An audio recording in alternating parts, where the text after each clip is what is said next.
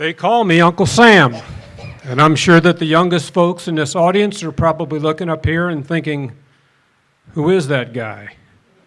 Where did he come from, and why is he wearing those clothes? So I'm going to tell the story of Uncle Sam, and I'm going to include a little bit of history about our national anthem. Uncle Sam came about, it started around the time of the War of 1812. The War of 1812 is often referred to as America's Forgotten War, so we don't talk much about it. It started off between the British and France. We really didn't want to get into it.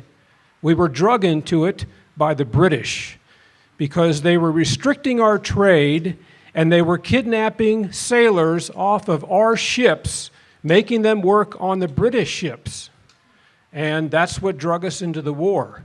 Now, about the same time that it just started, there was a gentleman in Troy, New York, by the name of Samuel Wilson. Samuel Wilson was a meat packer that had a contract with the government to supply beef and pork to the U.S. soldiers. To make sure that the meat that he was packing for them got to them, Samuel Wilson had a big U.S. stamped on the sides of all of the barrels of meat that was going to the soldiers. And the soldiers started joking about the fact that it was really coming from Uncle Sam because Samuel Wilson was well known in Troy, New York, and well liked. And everyone referred to him as Uncle Sam. So that name kind of stuck. And Uncle Sam and U.S., that's how it came about. Then in about 1860, there was a newspaper sketch guy that was drawing what he thought Uncle Sam would look like. And that's how we got the image of the Uncle Sam that we think of today. Well, I said earlier, that you wonder why Uncle Sam is in red, white, and blue. Well, I talked earlier about the fact that the British were kidnapping our sailors and making them work on the British ships. And about the time that that was going on, the British had already went into our nation's capital and actually burned it down. The White House was burnt.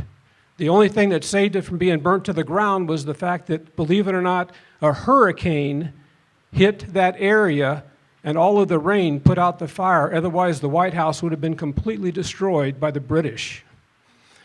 So now the British had their eyes on Baltimore, Maryland. They had their ships go into the Baltimore harbor, and they were getting ready to go into Baltimore and try to take the city, but they had one thing standing in front of them, and that was Fort McHenry. There was about 1,000 men, women, and children on that fort, and the British, all they had to do was take that fort, and they'd have it made. So they brought in about 16 to 20 very large ships, and they were getting ready to bomb Fort McHenry. And a young man named Francis Scott Key got on a rowboat and went out to one of the boats and was talking to one of the admirals about trying to negotiate the exchange of the American prisoners that the British had on board for some of the prisoners that U.S. had. He was successful in negotiating that. But unfortunately, because he was on the ship and overheard their plans about bombing Fort McHenry, they said to him, "I'm sorry, but we can't let you go till after we get done bombing the fort." And all Francis Scott Key could do was sit on that British ship while he watched the British unload on Fort McHenry. Now, Francis Scott Key said to the admiral, "Did you know that there are women and children in that fort?" So the admiral said, "I'll tell you what, we'll give them a chance. If they'll lower that American flag, in other words, if they'll surrender, we won't bomb the fort. Nobody will have to get killed." The men and women at Fort McHenry were not about to surrender that fort and have Maryland overrun by the British. That flag kept waving, and the British unloaded on Fort McHenry. For 25 hours, over 1,500 bombs and rockets were sent into that fort. 25 hours. And the men that were in the ships being held prisoner in the bay, they were wondering what was happening. Was the flag still flying? And they'd ask Francis Scott Key, they'd say, "Is the flag still up? Is it still flying?" and he'd look, and every now and then, because either a bomb would blow up or a rocket would blow up, or maybe it was a bolt of lightning. It was raining like cats and dogs. It was a horrible storm. And sometimes the lightning would go off, and he could see that flag was still waving. And he'd say, it's still there. It's still waving.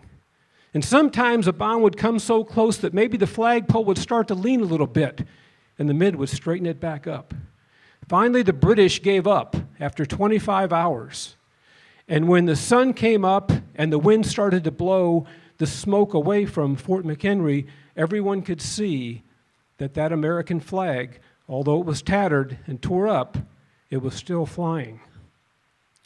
So Francis Scott Key obviously was very emotional about this, and he took an envelope out of his pocket, about that size right there, and he wrote a poem. He wrote a poem about everything he had seen that prior 25 hours. And here's a few of the words from that poem, the way it started.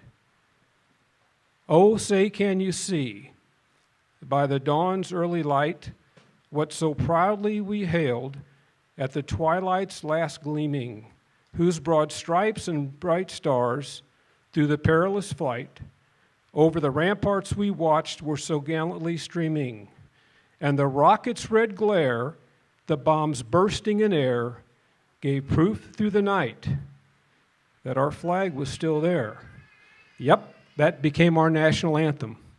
And now we sing that at many sports events and even here today. And a lot of times people just kind of mouth the words and they don't really know the history, what's behind it, and what happened. And now you do. So I hope in the future, when we hear the national anthem, that you'll stand tall. If you're wearing a hat, I hope you'll take it off. I hope you'll put your hand over your heart, because thousands of veterans have made major sacrifices for what that flag represents, and thousands of veterans have died for what that flag represents. Thank you, and God bless America.